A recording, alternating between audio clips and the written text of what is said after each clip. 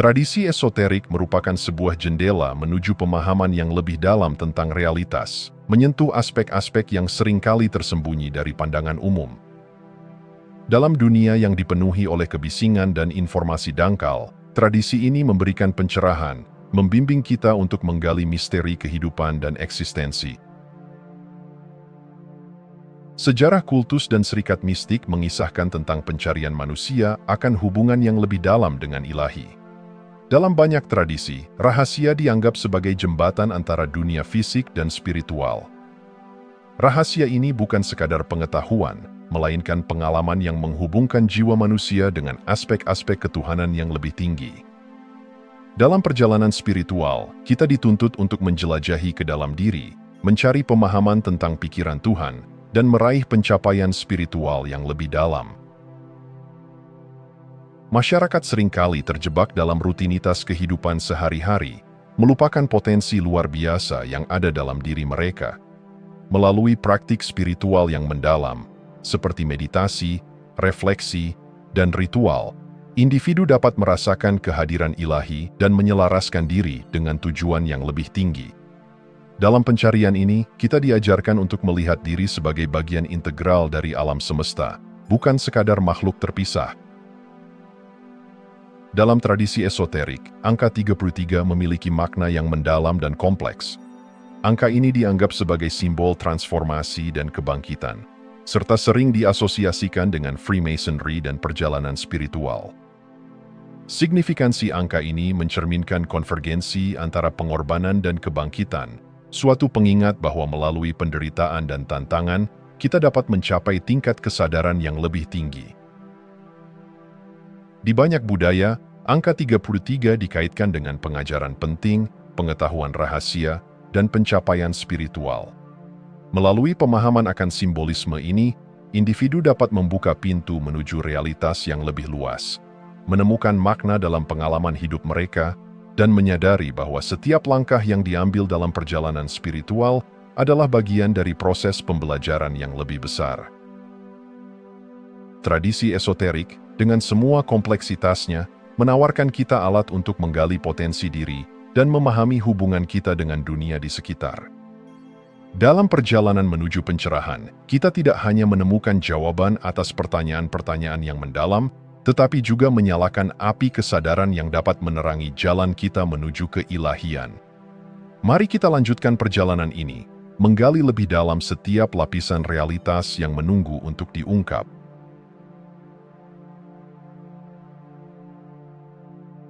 Setiap aspek dari keberadaan kita di dunia ini, dari struktur fisik hingga pengalaman spiritual, menyimpan makna yang dalam dan saling terkait. Tubuh manusia bukan sekadar wadah, ia adalah peta yang mencerminkan perjalanan spiritual kita. Tubuh manusia seringkali diabaikan sebagai medium untuk mencapai kesadaran yang lebih tinggi. Namun, jika kita melihatnya dengan lebih cermat, kita dapat memahami bahwa setiap bagian dari tubuh kita memiliki fungsi yang lebih dari sekadar biologis. Vertebrae manusia, misalnya, bukan hanya tulang penyokong, mereka juga merupakan saluran bagi aliran energi spiritual yang menghubungkan kita dengan alam semesta. Setiap vertebra menyimpan informasi dan memfasilitasi energi yang mengalir dalam tubuh kita, memungkinkan kita untuk merasakan dan berinteraksi dengan realitas yang lebih dalam. Melalui praktik seperti yoga dan meditasi, kita dapat belajar untuk memvisualisasikan tubuh kita sebagai tangga menuju pencerahan. Setiap posisi dan gerakan bukan hanya latihan fisik, melainkan sebuah ritual yang mengarahkan energi ke pusat-pusat spiritual di dalam diri kita. Dalam visualisasi ini, kita mulai memahami bahwa tubuh kita adalah jembatan yang menghubungkan dunia material dengan dimensi spiritual. Saat kita merawat dan menghidupkan tubuh kita juga membuka jalan menuju kesadaran yang lebih tinggi. Dalam tradisi esoterik, warisan serikat rahasia mengandung pengetahuan yang telah dijaga dan diwariskan melalui generasi. Tokoh-tokoh seperti Manly P. Hall merupakan penjaga dari harta karun spiritual ini. Melalui tulisan dan pengajaran mereka, kita diperkenalkan pada pemikiran yang merangsang kesadaran kita tentang realitas yang lebih besar. Warisan ini bukan hanya sekadar doktrin, Ia adalah sebuah peta yang menuntun kita untuk menggali lebih dalam ke dalam diri kita sendiri dan memahami peran kita dalam kosmos. Serikat rahasia ini seringkali berfungsi sebagai komunitas yang mendukung pencarian spiritual individu. Dalam ikatan ini, anggota saling berbagi pengalaman, membahas pengetahuan, dan mengasah pemahaman mereka tentang hukum-hukum alam. Dengan bergabung dalam komunitas semacam ini, kita tidak hanya mendapatkan akses ke pengetahuan yang lebih dalam, tetapi juga mendapatkan dukungan dan inspirasi untuk perjalanan kita sendiri. Sebagai individu, kita memiliki tanggung jawab untuk menjaga dan menyebarkan warisan ini. Dengan memahami dan menginternalisasi pengetahuan esoterik, kita berkontribusi pada perjalanan kolektif umat manusia menuju kesadaran yang lebih tinggi.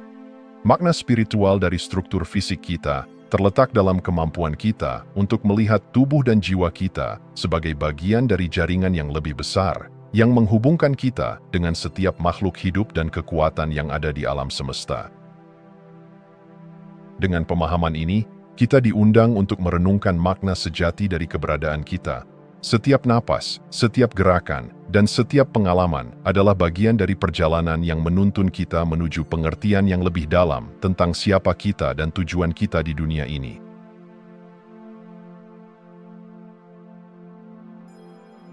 Di balik setiap tindakan yang kita lakukan, terdapat hukum universal yang mengatur alam semesta, hukum sebab dan akibat. Ini adalah prinsip yang mendasari segala sesuatu, mengajarkan kita tentang tanggung jawab, pemahaman, dan potensi yang melekat dalam diri kita. Hukum sebab dan akibat adalah benang merah yang menghubungkan semua peristiwa dalam sejarah. Setiap tindakan, tidak peduli seberapa kecil, memiliki konsekuensi yang meluas. Dalam pandangan esoterik, kita diajarkan bahwa tidak ada yang terjadi secara kebetulan. Setiap pengalaman adalah bagian dari pola yang lebih besar, sebuah siklus yang berulang dan membimbing kita menuju pertumbuhan. Ketika kita merenungkan sejarah, kita dapat melihat bagaimana pola-pola ini terulang dari generasi ke generasi. Keputusan yang diambil oleh individu dan masyarakat membentuk masa depan, dan sejarah mengingatkan kita akan pentingnya memilih dengan bijak. Apa yang terjadi di masa lalu adalah cerminan dari tindakan yang kita ambil, baik itu dalam konteks sosial, lingkungan, atau spiritual.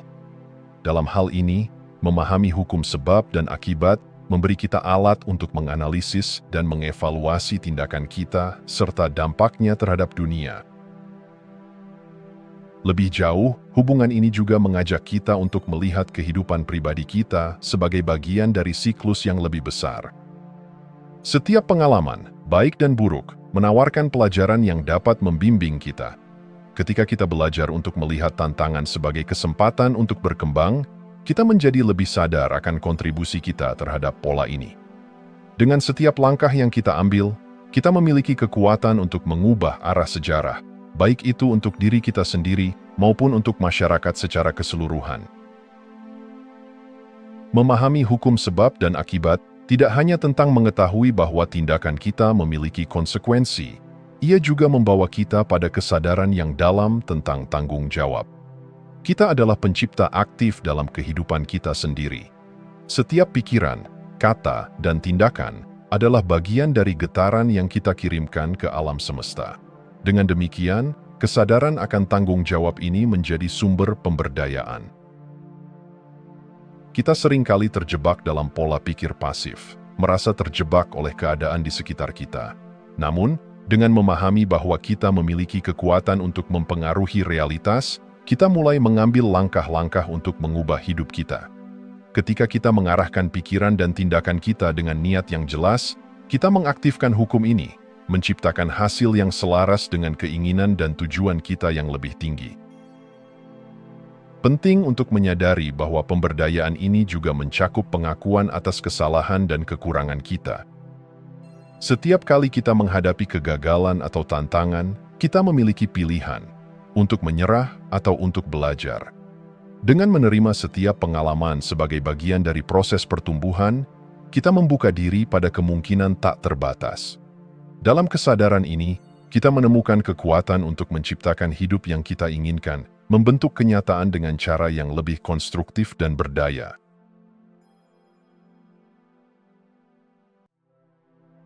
Imajinasi adalah salah satu alat paling kuat yang dimiliki manusia, sebuah jendela menuju keajaiban dan kreativitas yang tak terbatas. Dalam konteks spiritual, daya imajinasi tidak hanya berfungsi sebagai penggagas ide, tetapi juga sebagai pintu gerbang untuk mengakses keilahian. Imajinasi adalah kemampuan untuk melihat melampaui batas-batas fisik dan membayangkan realitas yang lebih tinggi. Dalam perjalanan spiritual, visualisasi menjadi alat yang sangat efektif untuk menggambarkan dan menciptakan realitas baru. Ketika kita mengarahkan pikiran kita dengan jelas dan bermakna, kita mulai membentuk dunia yang ingin kita ciptakan. Imajinasi bukan hanya sekadar fantasi, ia adalah kekuatan untuk menghidupkan visi kita, merangkai pola-pola baru yang bisa mendukung pertumbuhan spiritual. Dengan menggunakan teknik visualisasi, kita dapat memanggil energi positif dan memanifestasikan keinginan yang selaras dengan tujuan spiritual kita. Misalnya, dalam meditasi, kita dapat membayangkan diri kita berjalan di jalur pencerahan, merasakan cahaya ilahi yang mengalir melalui tubuh kita, membersihkan setiap ketakutan dan keraguan. Melalui pengalaman ini, kita mulai memahami bahwa pikiran kita memiliki kekuatan untuk mengubah keadaan, baik dalam diri kita maupun di dunia sekitar. Lebih jauh, imajinasi mengajarkan kita untuk tidak terjebak dalam kenyataan yang tampak. Ia mendorong kita untuk menjelajahi potensi yang lebih besar, menggali keinginan terdalam kita, dan merangkul visi yang mungkin belum pernah kita pertimbangkan sebelumnya. Dengan membuka diri pada kemungkinan yang tak terhitung, kita memperkaya pengalaman hidup kita dan menyadari bahwa keajaiban tidak pernah jauh dari jangkauan kita. Namun, imajinasi tanpa niat yang terfokus adalah seperti kapak tanpa pegangan, tidak efektif. Kekuatan niat dan keinginan menjadi fondasi dari imajinasi kita. Ada perbedaan mendasar antara keinginan pasif dan niat yang terfokus. Keinginan pasif seringkali berakar dari harapan yang tidak jelas, sedangkan niat yang terfokus menciptakan kekuatan magnetis yang menarik energi dan sumber daya ke dalam hidup kita.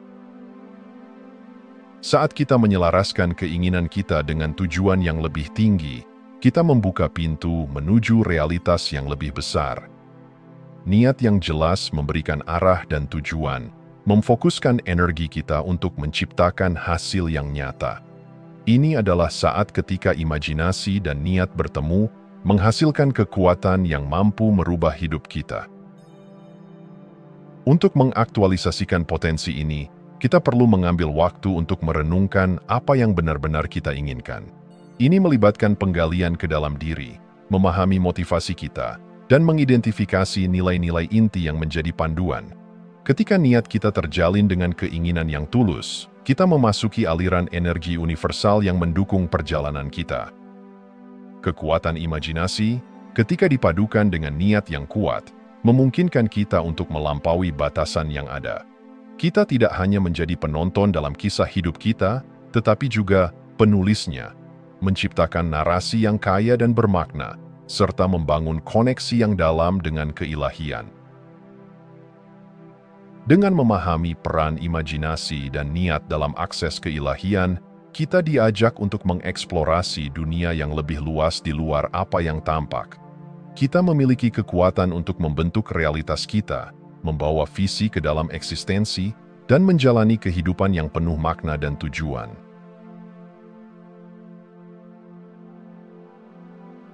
Dalam perjalanan spiritual, resistensi seringkali muncul sebagai penghalang, menantang keyakinan dan kemauan kita untuk tumbuh. Namun jika kita melihat lebih dalam, resistensi dapat berfungsi sebagai pemandu yang berharga, mengarahkan kita untuk memahami diri dengan lebih baik. Ketika kita menghadapi resistensi, seringkali kita merasa terjebak dalam ketakutan dan keraguan. Namun, resistensi bukanlah musuh, ia adalah teman yang menantang kita untuk melangkah keluar dari zona nyaman. Dalam konteks ini, resistensi mengajarkan kita bahwa setiap hambatan yang kita temui adalah peluang untuk pertumbuhan. Ia memberi kita kesempatan untuk menilai apa yang benar-benar kita inginkan dan mengapa kita menginginkannya. Dengan menggali lebih dalam rasa ketidaknyamanan ini, kita mulai menyadari bahwa banyak dari ketakutan kita berasal dari pola pikir yang telah tertanam dalam diri. Menghadapi ketakutan dan keraguan bukan hanya tentang mengatasi rintangan, tetapi tentang memperluas kesadaran kita. Proses ini melibatkan refleksi mendalam. Mengapa kita merasa takut? Apa yang sebenarnya kita coba lindungi? Dalam perjalanan ini, kita dapat menemukan potensi yang terpendam, yang sebelumnya mungkin kita abaikan. Ketika kita belajar untuk menghadapi resistensi dengan sikap terbuka, kita memberi diri kita izin untuk berkembang. Ini bukan tentang menghindari ketakutan, melainkan tentang merangkulnya, menjadikannya bagian dari perjalanan kita. Dalam proses itu, kita menyadari bahwa pertumbuhan seringkali lahir dari ketidaknyamanan. Dengan demikian, resistensi dapat menjadi guru yang membimbing kita menuju pengertian yang lebih dalam tentang diri kita sendiri dan tujuan kita di dunia ini. Menyerahkan diri atau surrender adalah konsep yang seringkali disalahartikan. Banyak orang menganggapnya sebagai bentuk menyerah atau kekalahan.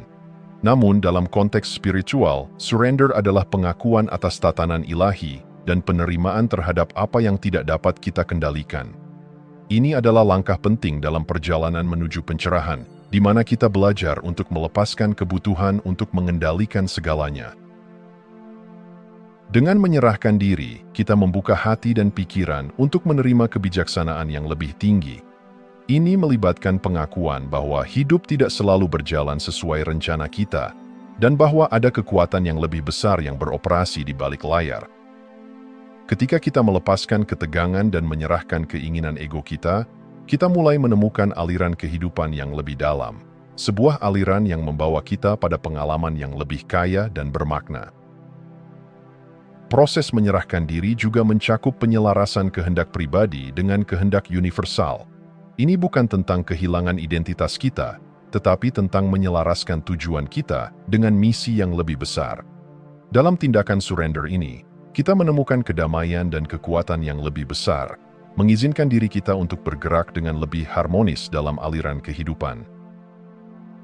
Melalui pemahaman resistensi dan proses menyerahkan diri, kita diajak untuk melihat perjalanan spiritual sebagai suatu tarian, sebuah interaksi yang dinamis antara keinginan dan penerimaan. Kita belajar untuk menghormati setiap langkah, setiap tantangan, dan setiap momen sebagai bagian dari perjalanan kita menuju keilahian. Dengan sikap ini, kita tidak hanya menemukan kekuatan dalam diri kita, tetapi juga dalam hubungan kita dengan alam semesta.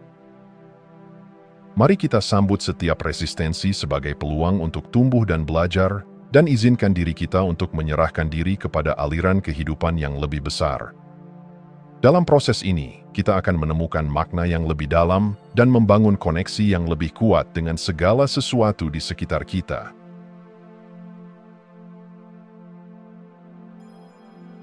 Dalam perjalanan spiritual kita telah menyelami berbagai aspek yang membentuk pemahaman kita tentang keberadaan.